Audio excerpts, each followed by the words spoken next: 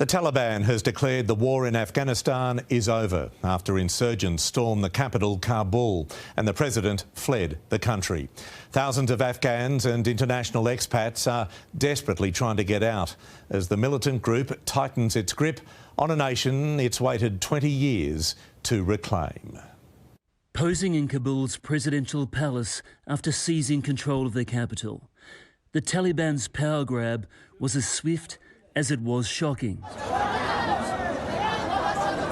The militants' advance triggered mass panic at the capital's international airport.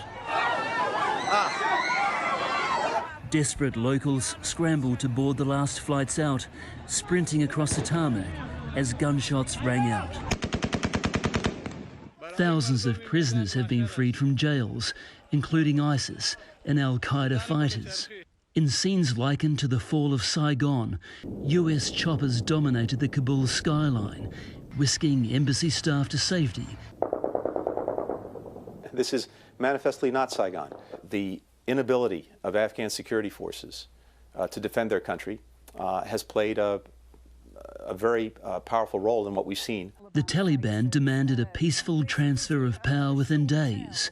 It was already theirs after the Afghan president fled the country to prevent a flood of bloodshed. I want to congratulate the Muslim Afghan people on this huge victory, this senior Taliban leader said, calling the success unexpected. People fear the Taliban takeover will see the group impose its hardline form of Islam. Many raced for the borders, others stayed, remaining defiant. They are here. I'm not afraid of them. We are not the people who will, go back to the dark era. The US is sending 1,000 new troops to join the 5,000 there to help with evacuations. A war overseen by 4 presidents. It's a foreign policy disaster for the new administration. This was Joe Biden 5 weeks ago. The likelihood there's going to be the Taliban overrunning everything and owning the whole country is highly unlikely. Today, the president was briefed at Camp David, but made no public comment. This is going to be a stain on this president and his presidency, and I think he's going to have blood on his hands for what they did. From Donald Trump, who penned an agreement with the Taliban, it will go down as one of the greatest defeats in American history. We were in Afghanistan for one overriding purpose, to deal with the folks who attacked us on 9/11. We've succeeded in achieving our objectives. The war was supposed to bring a stable regime to an unstable region, but after 20 years, it's ending as it began. Steve Marshall, 9 News. There are major concerns tonight for women and girls in Afghanistan. Their future under Taliban rule looks bleak. The Islamic militants have refused to rule out stonings and public executions for those who break the law. And Afghans here in Australia say they fear the worst for their loved ones. As the Taliban takes Kabul, Sarah Karimi runs. They are coming to kill us, she says. The freedoms and futures of these faces dashed. Girls and women in Afghanistan now at the mercy of the Islamic militants. I've been on the call with so many women. They were crying, they were in tears, and they were saying that there's nothing left in the country. The country has shattered into pieces. Afghan refugee Najiba Wazifadost, who now lives in Granville, holds her daughter Sophia.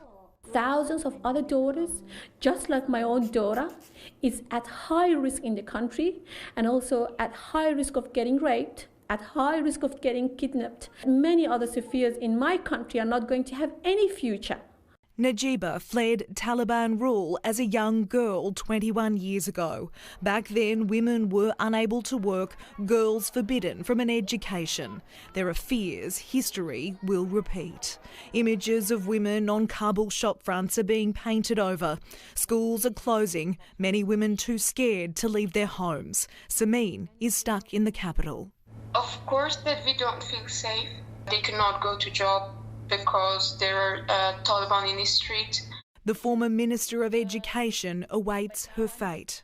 I might face consequences that I never even dreamed of. And I guess that's the price that we pay for trying to make this world a little better. While some have managed to escape. Our friends are going to get killed. They're going to kill us. Our women are not going to have any more rights. The Taliban claims they will allow women to get an education, but at the same time they haven't ruled out stonings and public executions for lawbreakers. I can't say right now, but it is up to the courts, in the judges, in the laws. Shema Hussein, who now lives in Melbourne, says her country has once again become a prison for women. It was broken, we built it up, then it is broken now again. Najiba is begging the Australian government to evacuate as many women and children as possible. We really need to help those people right now. I'm talking right now. Natalia Cooper, 9 News. Australia's airlift of citizens and refugees from Afghanistan is on hold because Kabul airport has been closed amid chaotic scenes as thousands try to flee the country.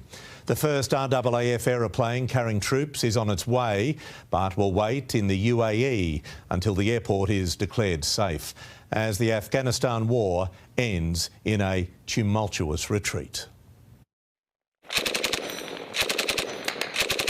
The veterans of Australia's longest war now wonder what they were fighting for. It's really, really disappointing, disgusting, makes me feel angry, ashamed. 41 Australian soldiers fell in Afghanistan, a tragic roll call that ran from February 2002 to July 2014. No Australian who's ever fallen in our uniform has ever died in vain.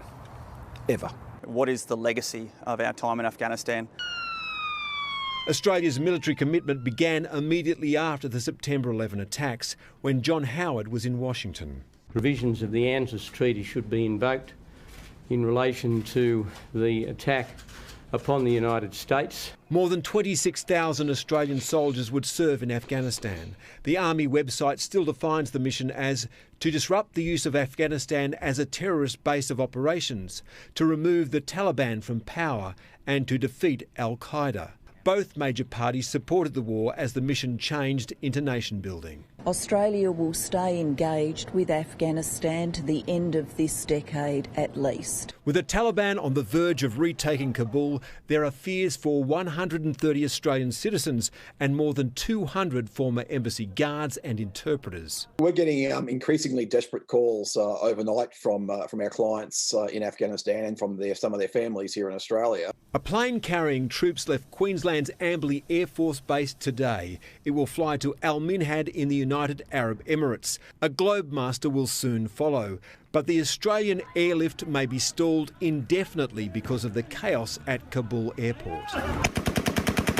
The Australian rescue mission won't be cleared to land in Kabul until US forces have secured the airport. And no one can say when that will happen. And it's not just former Australian soldiers that feel betrayed by the panicked retreat from Kabul. I think the people of Afghanistan have been betrayed by their leaders and by outside powers. Chris Ullman, 9 News.